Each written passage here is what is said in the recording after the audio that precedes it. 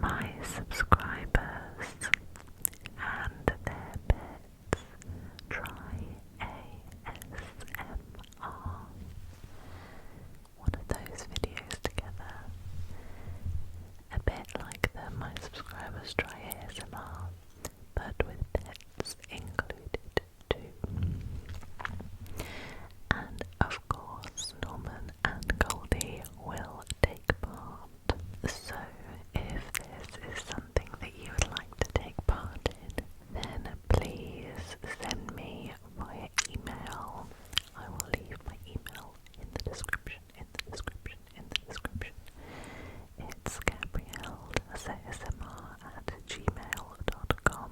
Send me a video that's around 3 minutes long, and I will edit together a compilation of people doing ASMR with their pets, and it could be anything. It could be some stroking and soothing, measuring, complimenting, purring, whatever you like, whatever you think would be relaxing for other people.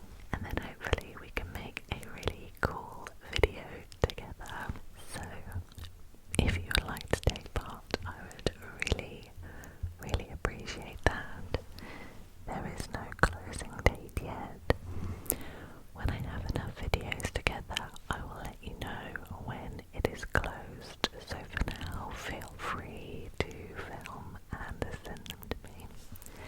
And thank you all so much for subscribing.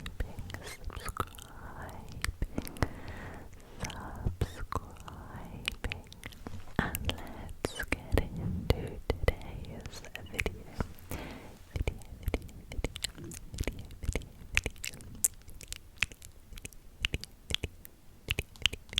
For today's video, which is a Science Sunday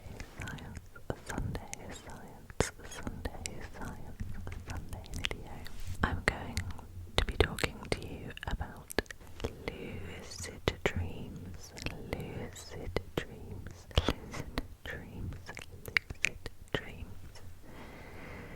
What you can do and who is more likely to remember their dreams. Also, differences in dreams between men and women, and things like that. So let's get into it.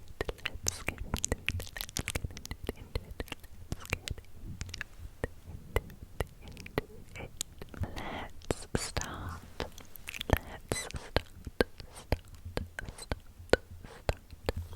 with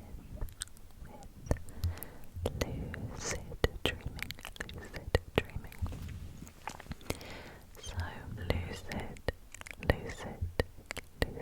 dreaming is when you have a dream in which you realize you are dreaming because you are aware that you are in a dream. That means that you can manipulate your dream.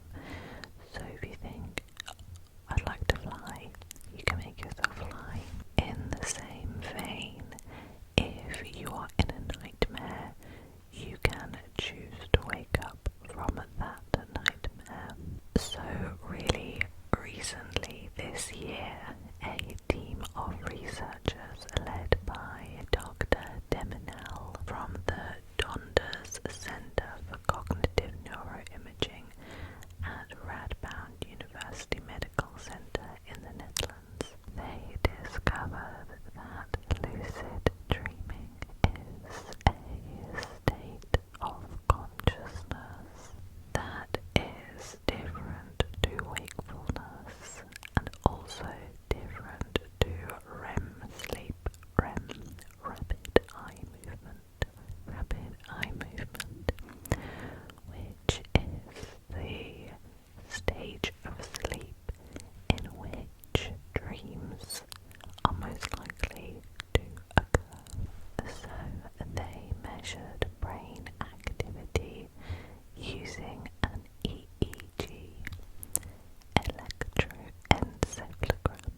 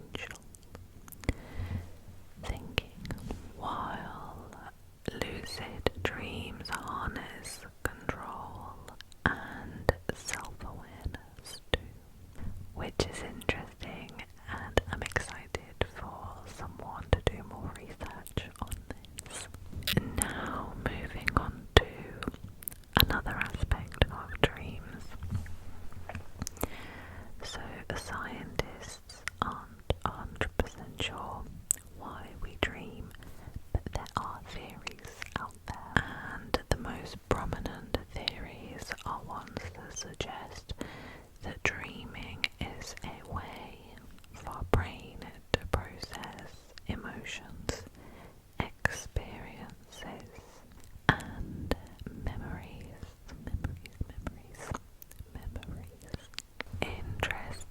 Interestingly, women are more likely to have stressful dreams than men are. Research conducted by Simba, which captured the dreams and nightmares of 2,000 adults in the UK across 1 week, found that 30% of women had dreams related in one way or another to anxiety compared to 20% of men.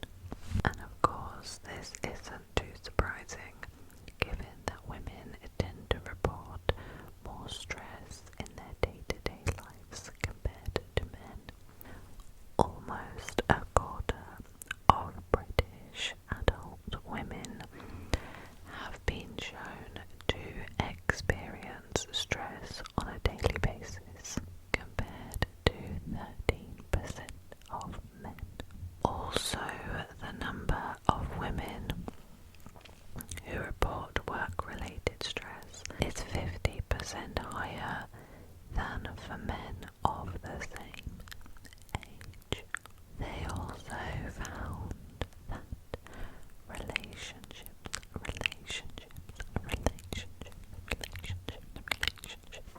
were the top influence over dreams, with over a third of people reporting their dreams being rooted in their real life relationships. Reconnecting with loved ones was another popular type of dream, so 13% of people said that their dreams consisted of reconnecting with someone from their past. Financial worries and work pressures are another common type of dream, with over a fifth of people reporting each of these kinds of dreams. And of course, 18% dreamt of news and politics. So now let me tell you about how you could have less stressful dreams. Using a TV or a mobile phone to help you fall asleep is linked to particularly vivid dreams. Instead, you could listen to some white noise. You could listen to some white noise. Or you could practice a few minutes of meditation before bed, or some breath work to help you distract yourself from all the stressful thoughts of that day. Another thing that has been reported as being helpful for a lot of people is simply just doing a brain dump before going to bed. So you sit down and you could even do something as simple as writing a list to get everything out of here, so then you can fall asleep easily and not have super stressful dreams. Another useful thing to do is to keep a sleep diary or a dream diary where you write down in as much detail about the dream that you had every morning. And this helps to reduce the intensity of the dreams, but also it can help you capture a really creative idea that you had in your subconscious. Another thing that people tend to want to know is what they can